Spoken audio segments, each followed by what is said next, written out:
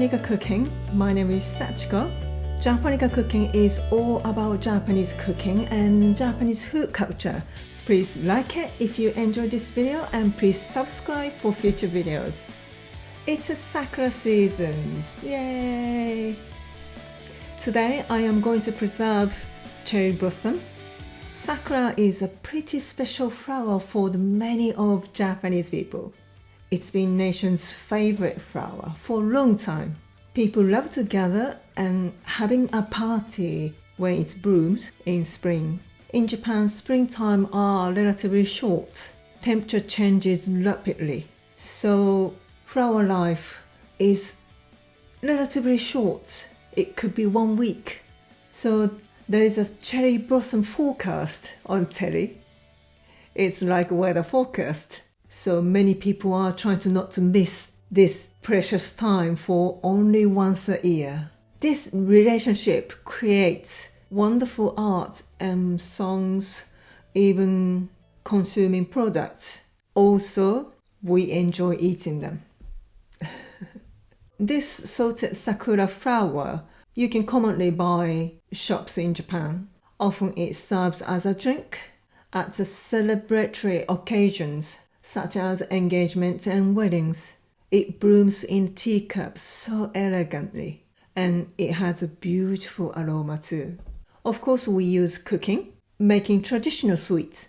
I've been living in UK over a few decades, and surprised how often I see cherry blossoms in these seasons. So I decided to share how to preserve this wonderful cherry blossom. First, we need to pick flowers. There is a many variety of cherry blossom. Can be used any, but it would be nice to use these ones, double flowered one. They have layers of petals, which makes preserve beautiful appearance. Also good to find deeper pinky colors, which gives lovely color to it. So good to pick just before free bloom. About 3/4 in bloom. So this one free bloom, and this is just about 3/4 bloom. When it start process, these one could be lose petals in the preserving process. Often these free bloom one are slightly pale in color. These one are darker pink. So look for one of these. Before we start, we need to weigh them. I have got 150 grams here. We need to wash them and dry. Then add salt, about 2% of salt. Then press. I am using this pickle crocks, but you can use plastic bag to do the same process. This will create lots of moisture, so squeeze out and then we pickle into vinegar. We're going to soak in vinegar about 1 week. I am going to use this, my old plum pickle juice. It's commonly used for this process, but you can use any vinegars, which is cider vinegar, wine vinegar, and rice vinegar. Then we're going to do a second drying process. Once it's semi-dried, keep in the salt. This one I made, I think, 5 years ago. But it still looks pretty good. As much as you keep longer, you lose color, but it still has got beautiful aroma. When you're making this preserve, it creates a special aroma, which fresh one hasn't got much. Okay, let's get started. Before we start, weigh the flour. I have 150 grams of flour, then need 30 grams of salt. This is 2% of the flour. Wash the flour gently and drain.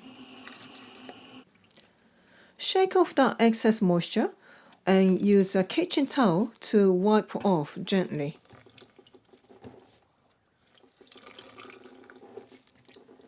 This is a typical preservation. It doesn't take much time to prepare, only very simple preparation needs, but it takes time to get ready to use.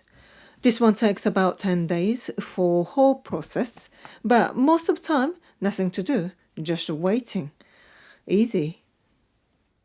There is a hard stem at the bottom of the flower. You can pinch off. I like to keep my flower coupled together, but you can make it as a single flower to separate each of them. It depends what you are using for. Anyway, you can trim them when you're using for cookings.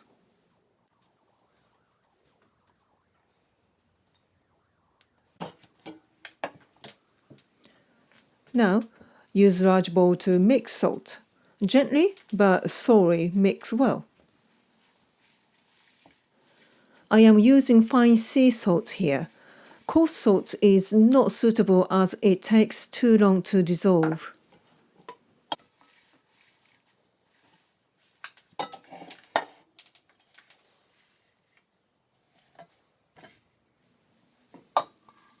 Once it mixes well, transfer to a container. If you are using a plastic bag, then squeeze out the air or put a weight on it. A weight doesn't need to be too heavy. About 4 to 5 times of your flour weight is enough. Leave overnight until water comes out. Next day. Now I can see it pressed well and there is moisture out. Squeeze out by hands. Discard that liquid. This liquid is pretty bitter, so it will be good to remove as much, but careful not to destroy the flowers. Dry them roughly with kitchen paper, then put back to the container. Now add vinegar to the flour. Make sure that flowers should be covered with vinegar. Unless it covers by the vinegar, it won't go bad. This process should be about 1 week. I often use for making sweets. This adds to slight saltness and lovely fragrance. Also use salad dressing and seasoning for rice. Cut into a size how I want. Stem is usually slightly bitter than flower parts. This often gives very pretty appearance.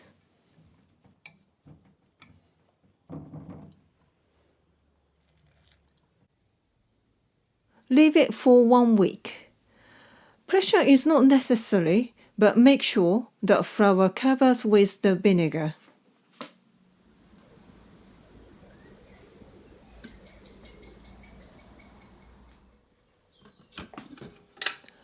It's been 8 days already. It seems nicely pickled. Now I need to dry them. Squeeze out that vinegar. If you have any scratch or cuts on your hands, please wear gloves. Scatter it on a paper towel. It will take a few days to become semi-dry, but depends on your environment. If it's dry, may be ready for the next day. We are quite damp here right now, so it takes more than a few days.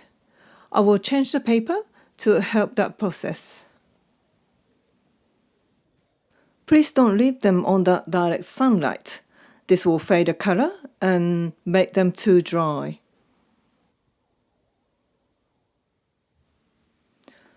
When I am changing that paper on the next day, I carefully separate each flowers so it shapes nicely. For mine, it took for 3 days in the dining room to make to the semi-dry.